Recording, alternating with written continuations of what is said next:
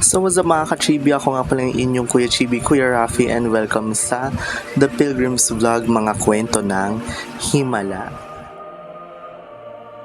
So, ngayon, kung papansin ninyo, meron tayong image dito ng Nuestra Señora de los Remedios ng Pampanga. Pasensya na hindi masyadong kita kasi sa ilaw, no? Kasi, ang story natin ngayon ay sa may parteng San Fernando, Pampanga, no? So, pasensya pa rin guys, wala pa rin akong backdrop ngayon. Pero kailangan kasi natin mag-record, so yun, sinimulan natin uli siya. May narinig na ba kayo guys ng mga story ng isang imahen na gumagala or biglang nawawala, no?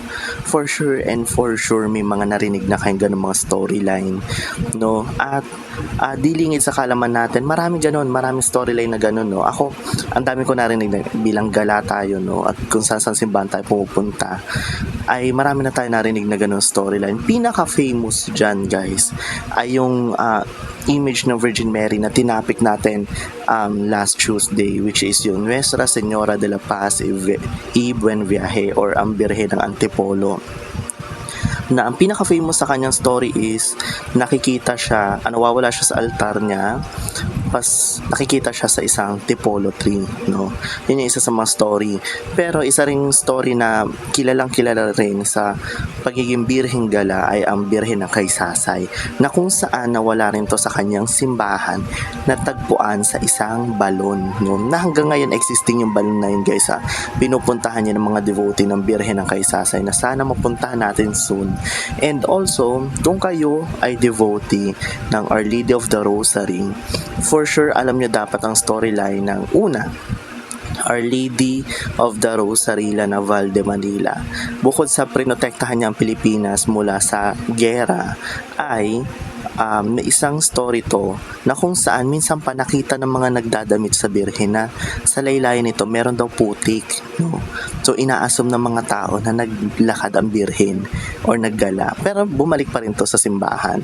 At isa rin sa mga may story na ganun ay ang Birhen ng Manawag, na kung saan may mga dayami naman na nakadikit sa kanyang vestment. And marami pang kwento katulad nung Santo Niño ng Romblon, no, na isang beses nakita na lang daw na nung pare na may pagkain na sa kusina, may ganon, na inaasom nila ito yung ginawang miracle nung specific na santong ito. Pero dito sa topic natin, hindi naman siya naggala, hindi rin siya nawala, pero may mga tumubong amorseko sa kanyang mukha. May papakita ko sa inyo guys na picture. Tingnan nyo siya maigi. Yung image na to, napakagandang image ng Virgin Mary. Maliit lang daw to, nasa 1 foot tall. Pero kung mapapansin nyo yung mga, kahit yung lumang images niya, lumang pictures niya, may mga amorseko na almost matakluban yung mismong mukha niya. And take note guys, take note. Etong image na to ay lumuha, umiyak siya, no? Although hindi to declared ng church, ng simbang katolika na miracle agad, no? Pag-uusapan natin ngayong Tuesday ay ang istorya ng Nuestra Señora del Amor or Our Lady of Amorseco. Kung hindi ka pa pala nakaka-subscribe sa akin, so please do hit subscribe, like, and share this video para updated ka sa ating mga every Tuesday na kwentuhan katulad nito. So simulan natin siya, no? Actually, familiar din talaga sa akin tong image na to kasi way back, for sure mga 90s kids na Catholic, alam niyo to na merong isang imahe talaga, mga images ng Virgin Mary na siguro nasa 1 foot tall na pinante-trade talaga sa mga goods, no? Yung iba makikita nyo to sa mga tindahan. I'm not sure yung iba nabibili na lang daw ngayon, pero dati daw kasi may pinante-trade na mga images na parang kapalit nitong bagay na to, itong santong to ibibigay ko, parang ganun, no? So ganun yung storyline nitong Birhen na to, base to dun sa isa sa nabasa ko, na kailangan kasi ng tela nung owner nitong image, pinantrade niya yun tong image na to para dun sa tela. Ngayon, sa story kung paano to nag-end up sa school, hindi ko kasi siya makita, pero kasi nagsimula magbigay ng miracle or magpakita ng mga miracle ito sa school na taong 1987 of October. So may isang janitor nun na siguro habang naglilinis siya ng school, nakita na lang niya na ang image ng Virgin Mary meron ng mga amorseko sa mukha, no? So tinawag niya yung mga teacher yata or principal, not sure, no? Tinawag niya na, ma'am, tingnan niyo po yung mukha ng Virgin Mary, may mga amorseko. So, syempre nag-doubt muna yung teacher na yun or yung principal, na ang sabi niya, baka naman ikaw lang naglagay. Kasi syempre, kahit naman siguro kung sino nasa posisyon, paano mapupunta yung amorseko sa mukha ng Virgin Mary. Guys, sa mga hindi nakakaalam, no, ang amorseko ay isang type of flower, if I'm not mistaken, na maliliit lang siya na bilog-bilog na pag dumaan ka or pag naglakad ka sa Matalahiban, ganyan. Or kung mga probinsyano kayong katulad ko, pag naglakad kayo sa Talahiban, naglakad kayo sa mga madadamong lugar, yun yung dumidikit sa balat ninyo or sa damit ninyo, sa pantal na ang hirap. Kasi matinik siya na maliliit, no. Pero sabi nila, bulaklak daw yun. Bulaklak na amorseko. Amorseko kung tawagin sa Pampanga. Ngayon, nakita nga to sa mukha ng Virgin Mary at marami siya almost covering the face. Ngayon, pinagsawalang bahala nila. Siguro nilinisan muna yung Virgin Mary. And by October 9, if I'm not mistaken, doon nagsimula yung pagpapakita nga ng mga amorseko. Naulit-ulito 4 days after that. Then magmula noon is nagtuloy-tuloy na yung pagtubo ng mga amorseko doon sa image ng Virgin Mary. And isa pa sa naging miracle nito ay hindi lang yung pagtubo ng mga amorseko. By October 13, nakita na ang image na ito ay bigla na lang umiyak, yung lumuha, may tumulong luha sa kanyang mata. So, syempre, dahil nga kalat na yung story, doon sa lugar, dinagsa ng mga tao, no? Yung image, marami siya naging devotee. Actually, maliit lang talaga to, although hindi ko pa to nakita in person, no? Maliit lang siya, pero kung makikita niyo sa mga pictures niya, mukha siya malaki kasi dinadamitan siya na parang gown na malaki, no? Parang balloon type yung ginagawa nila.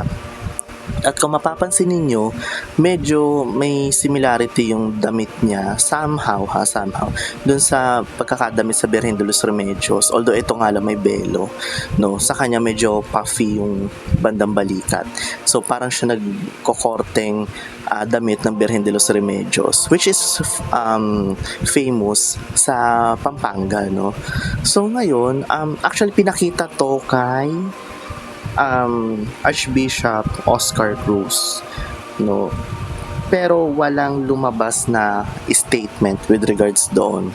Ngayon, isang gabi, etong janitor ay binigyan siya ng message ng Mama Mary. 3 a.m. daw to nangyari. At bigla na lang uminit yung kanyang kamay. At ang sabi sa kanya ay, mula ngayon ay manggagamot ka ng mga may sakit. So, maraming mga nagamot after that, no? Actually, meron pang may isang patotoo doon na kung saan parang meron yata siyang tumor, breast tumor, parang ganun, or cancer, na sa pagde-devotion niya ng sunod-sunod sa Mama Mary ay nawala bigla. Pagkatapos, syempre, kung merong mga naniniwala, meron rin syempre mga hindi. Kinalaunan, marami rin nagsasabi na peke yung pangyayari. Meron rin mga nagsasabing sila nilagay lang daw yung amorseko dun sa image, no? Kasi paano nga naman? Kasi dumaan kasi ang image sa pag-investigate din. Actually, may isang documentary sa kanya na ginawa dati ng Channel 7 na kung saan kumuha sila mga eksperto na sabi nga imposible may tumubo doon kasi bago tumubo ang isang amorseko, kailangan nito na syempre una soil ng pagtutubuan. May air naman pero wala namang water, no? Pero saan siya tutubo doon? Pati ang amorseko ay tumutubo siya, may kasamang mga dahon, hindi lang yung amorseko alone, no? So yun, maraming chinek na basis para i-declare to kung himala nga ba or hindi. Pero up until now, marami pa rin nagde-devote dun sa image ng Virgin Mary na yon. And actually guys, pinupuntahan siya dahil sobrang famous to, pinupuntahan siya ng mga politicians, ng mga artista. Actually, may isang politician doon, dating presidente ng Cory Aquino, pumunta siya doon bumisita at para makita yung image ng Virgin Mary. And marami pa mga artista na pumunta rin dun sa place na yun, no. Up until now, if I'm not mistaken, pinupuntahan pa rin itong image na to, dinadayo pa rin siya, although walang declare na ito ay himala talaga from the Catholic side, no, from the Catholic Church. Dinadagsa pa rin ng maraming devotee kasi alam mo naman ang Pilipinas guys is makamama Mary din, lalo na tayo mga Catholics, no. So kung accessible pa rin to sa public up until now, no. Pero kasi marami rin ako naririnig na pwede pa rin kasi nakikita siya, may small chapel doon na tinatawag na Our Lady of Amor Seco House of Prayer na until now pinupuntahan pa din. So, maraming krusada, mga groups na pumupunta doon na nagpapatotoo doon sa himala na ginagawa ng Virgin Mary up until now. Lang ang story natin for this Tuesday. Maikli lang siya, no guys, maikli lang.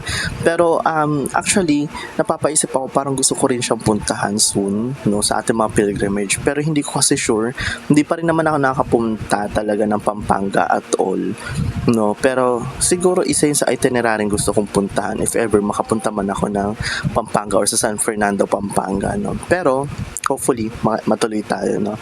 So kung may mga story ka pang alam na katulad nito, ay pwede nyo akong i-message sa aking Facebook, sa ating Facebook channel, or i-comment niyo dito sa ating video. And yun lang ang ating story for today guys. So 'di ba? Ang ganda niya, ang ganda ng hindi siya gumagala. Actually, hinahanap ko yung word na yun pero walang ganun. Instead, tumutubo siya. By the way guys, ang House of Prayer na to is located daw sa Victoria Subdivision, Dolores, City of San Fernando, Pampanga. 'Di ba? Tingnan nyo maigi. Kayo na lang mag-judge guys kung totoo ba talaga to or hindi, no? Pero kung sabihin man natin totoo or hindi, sa atin naman bilang Catholic, number one rule natin ay nire-respect natin yung iba't ibang paniniwala, no? And sa atin bilang paalaala nga ng simbahan is lagi mag-ingat sa ating pinagdedebosyonan, no? Laging yun naman ang message ng church kasi ang church naman ay hindi agad-agad nagde-declare ng miracle. May isang patotoo na mula naman sa kaibigan natin si Kenzo, yung nagbigay ng maliit na antipolo na mula naman sa Cavite. Ito ay, si Kenzo is member ng isang religion na tinatawag nating Aglipayan or formerly known as Iglesia Filipina Independiente, no, na matatagpuan sa lungsod ng Cavite. So ito ang kanyang story. Perfect din sa papalapit na feast ni St. Anthony of Padua. So ito ang kanyang story. Kuya Rafi, si Tatay Tonyo dito po sa distrito ng San Antonio, lungsod ng Cavite, sa simbahan ng Aglipay ay tunay na mapaghimala. Isa sa mga patunay nito, noong panahon ng pandemya, mayroong matandang babae na kasama ang kanyang apo. Sila daw po ay deboto ni Tatay Tonyo. Habang sinasayaw si Tatay Tonyo sa saliw ng tugtugin ng karakol, dumating ang maglola at nagtirik ng isang kandila. Nanalangin kay Tatay Tonyo, sila daw po ay galing pa ng Imus, napadaan lang daw po sila sa aming parokya. Noong mga panahong iyon, kwento niya sa isa sa mga tagapamahala ng simbahan ng apo raw niya ay operahan dahil ito ay may bukol. Hindi ko lang po matandaan kung saan may bukol ang bata, ngunit gaya ng sinabi ko, operahan daw po siya dahil mayroon siyang bukol. Makalipas ang ilang saglit, sila raw po ay nagtungo sa ospital upang magpa-opera. Kinabukasan, araw ng pistang baryo, kung tawagin, na ipinagdiriwang tuwing Abril ng mga taga San Antonio. Dumating ang maglola. Nakita ito ng mga tagapamahala at kinausap sila. Nagtirik sila ng kandila matapos ng ilang panalangin. Kinausap ng tagapamahala ng simbahan ang lola. Nay, kamusta naman po ang inyong apo? Naoperahan na po ba siya? Sagot ng matanda ay, ito na ang apo ko, na wala na yung dapat operahan sa kanya. Pagdating namin sa ospital, nung siya ay i-x-ray, wala na raw ang bukol na dapat operahan. Labis-labis ang pasasalamat ng maglola kay Tatay Tonyo dahil sa hindi inaasahang pagpapakita ng himala. Kaya naman maraming mga deboto na mula pa sa ibang lugar, kagaya ng Batangas, Bataan, at sa iba pang lugar, ang pumupunta sa araw ng Karakol o Kapistahan upang magpasalamat at mag-alay ng Sampaguita. Ang mga taga-ibang bansa ay pilit na umuwi upang makapagsimba at makapag-alay lamang ng kwintas na Sampaguita sa mahal na patron. Kaya naman marami ang nakapagpapatunay ng mga himala ni Tatay Tonyo sa kanyang mga deboto at sa mga tao.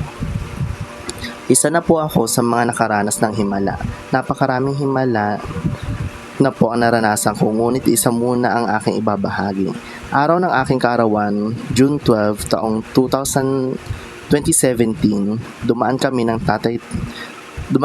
kay Tatay Tonyo upang magpasalamat sa panibagong taong binigay niya. Hindi kompleto ang aking kaarawan hanggat hindi ko siya nakikita. Nagdasal ako na gabayan ako sa aking kaarawan at huwag akong pabayaan sa araw-araw na gawain. Matapos kong magdasal, pumunta kami sa palengke ng aking lolo upang bumili ng mga sahog sa aking handa. Habang papunta kami sa palengke, sa hindi inaasahang pangyayari, binangga kami ng lolo ko ng isang rumaragasang motor. Tumilapon ako sa ilalim ng truck na umaandar. Ako ay nagpagulong-gulong sa ilalim ng truck. Nagtulong-tulong ang mga tao upang ako'y buhatin at itabi sa isang lugar. Matapos akong ibaba, tumayo agad ako at laking gulat ng lolo ko, kami ay walang kagalos-galos, maski gas-gas. Kaya todo ang pasasalamat ko kay Tatay Tonyo at tanawin ko itong isang himala kay Tatay Tonyo. Dahil dito, mas tumindi ang pagmamahal ko kay Tatay Tonyo hanggang sa naging sakristan ako. Matapos kong magsakristan, naging youth, naging miyembro pa ng Pamilyang Devotos de San Antonio at isang masipag na miyembro ng simbahan. Laking pasasalamat ng aming pamilya kay Tatay Tonyo, kaya naman sa araw-araw ay hindi namin kinakalimutan si Tatay Tonyo. Kung saan man siya pumunta, lagi ako naroroon upang samahan at makiisa sa kanya. Sa mga himala ni Tatay Tonyo, sobrang dami ng taong nagmamahal at nagpapasalamat sa kanya, lalo na sa araw ng bisperas at araw ng kapistahan. Maging mga taga Caloocan, Las Piñas at iba pang lugar sa Pilipinas ay sadyang dumadayo upang makiisa sa kapistahan ni Tatay Tonyo. Maraming salamat po Kuya Rafi at sana maibahagi nyo rin po ang mga himalang ito. Salamat po. So, di ba yun? Ang ganda ng storyline niya, ha? Actually, kasi devotee ako ni Saint Anthony. No, pero syempre, Roman Catholic ako. Actually, napuntahan ko na sila. Kung hindi nyo pa napapanood yung video na yon, meron akong video sa ating YT channel ng pilgrimage sa San Antonio de Padua Parish sa Cavite. Actually, magkatabi lang sila ng Romano Katoliko doon. At pag nagkakarakol sila is malapit lang, minsan nga daw nagkakasalubong. At nakita ko rin yung St. Anthony nila. Nagpa-picture nga ako nung pumunta ako doon kasi syempre minsan lang naman. Pero nasa Catholic pa rin ako, sumama ng karakol nung time na yon. Masaya at maganda. Maraming patotoo naman talaga about kay St. Anthony, no? Sa akin na nga lang is sa amin, sa friendship ko, dun sa aking kumakumare and sa mga naging kaibigan ko, included lagi si St. Anthony doon. So marami pang story lang about kay St. Anthony kung ako lang din ang isa sa magpapatotoo, no? So thank you ulit kay Kenzo pala, no, sa story na binahagi niya sa atin ngayong araw. So thank you so much guys. Again, if hindi pa kayo nakakapag-subscribe, please do subscribe, like, and share this video para updated kayo sa ating mga kwentuhan. So again, salamat sa inyong panonood guys, and kita-kits ulit mga ka-chip. Bye-bye.